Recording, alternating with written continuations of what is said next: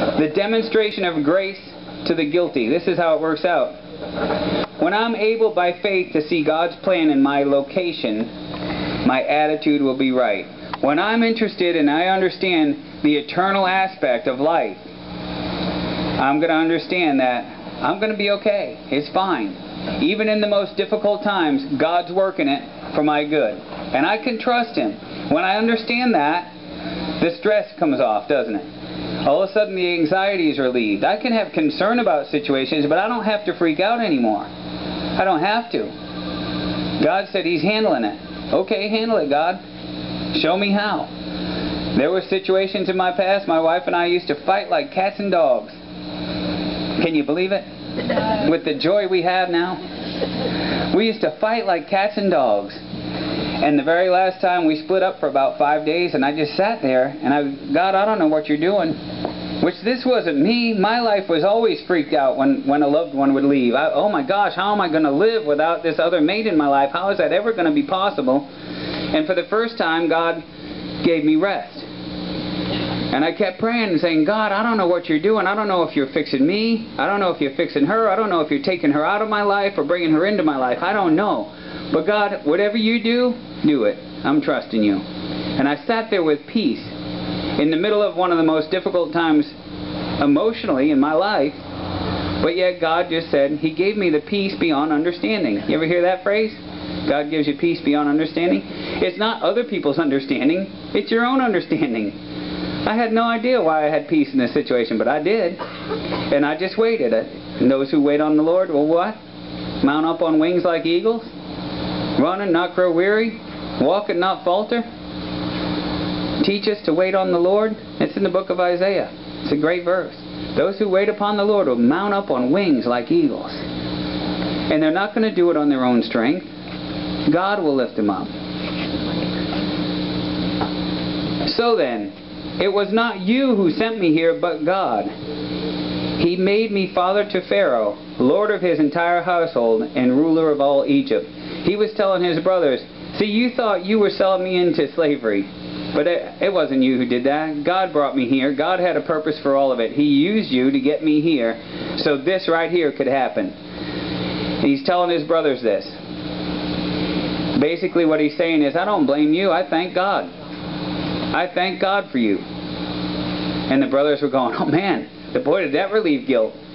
You mean God, we're great. We're feeling good now. God used me. Good.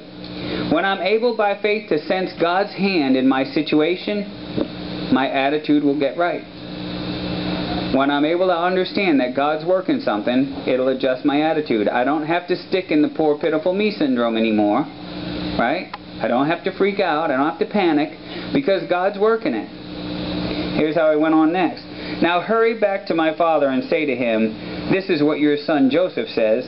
God has made me Lord of all Egypt. Come down to me and don't delay. Forgiveness, handed out, grace, passed along. Come on. Have Dad come on. Let him know I'm alive. Let him know everything's good. When I'm able by faith to accept both location and situation as good, even when there's been evil in the process, my attitude will be right. How many of us are vengeful? Besides me? Come on, Candy.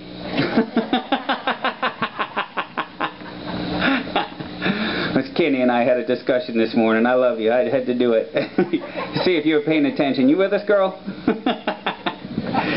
I can be one of the most vengeful people. People cut me off in traffic and I just want to run right up on their bumper, you know. Yeah. I get mad. But not anymore. It's not so much anymore, but it used to be horrible. I'd chase somebody all the way to Stewart down US 1 just so I could get even. I would. That was the way. But God fixed that, you know. He brought this peace on me. A friend of mine saw me on Virginia Avenue, and I'm just sitting there driving along, and this car come over from 3 lanes over and shot right in front of me, missed my front bumper by about 1/4 of an inch, scared me to death, and I just kind of like, whoa. That was close. Big smile on my face. And I didn't even know I was doing it, but my friend Jeff pulls up next to me and beeps at the light. He says, that was cool. I said, what was cool? He says, that lady almost killed you, and you're just smiling and shaking your head like, boy, she's funny. I'm still here. It's okay, I'm alive. When you realize God's got a hold of you, you're going to be okay. You don't have to get even. You don't have to take vengeance. Vengeance is His. Oh, and don't tack on that, yeah, and I can't wait till He gets it either. That's not the right attitude. I've heard that. Vengeance is God's. Yeah, well, I can't wait. Get even. Here's how it goes on. His brothers then came and threw themselves down before him. We are your slaves, they said.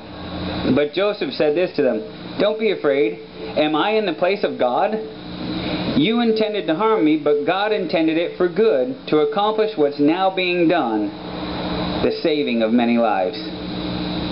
All the stuff I've been involved in my life, that I'm the first one to admit, I've caused a lot of emotional heartache for children, being involved with women and children and just hanging out for the wrong reasons and leaving after a few months or years, leaving them wondering how come another man has left my mom.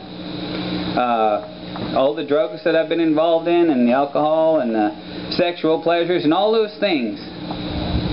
When I got saved, I said, God, why? Why did I have to wait till 34 years old to see any of this? Why couldn't I get this peace and this joy when I was 15 or 16? And He showed me a movie of my life, and He said, you see all the stuff you were involved with? I said, yeah. Do you remember how you thought you were in control? Yeah. I was there the whole time. He assured me He was there the whole time. And I said, but why? Why did I have to go through all that? He said, look what you learned. And now use it for me. That was quite humbling. You mean you were there in the middle of that? Oh yeah, I knew what was going on, and I got you to it, and I got you through it. And you learned a lot, didn't you? Yes, I did. Okay? Now use it. Now use it for something good. You intended it for bad. The world intended it for bad. I'm intending it for good. You use that for whatever you can. And that's how God set me free. Today, this morning, if you haven't trusted the God that I trust, if you haven't started to believe that God is the all-powerful, that He is in control, and you're not, by the way, there's a real simple verse in the Bible that says this, be still and know that I am God. It doesn't just mean stop moving. Sometimes being still is with the lips.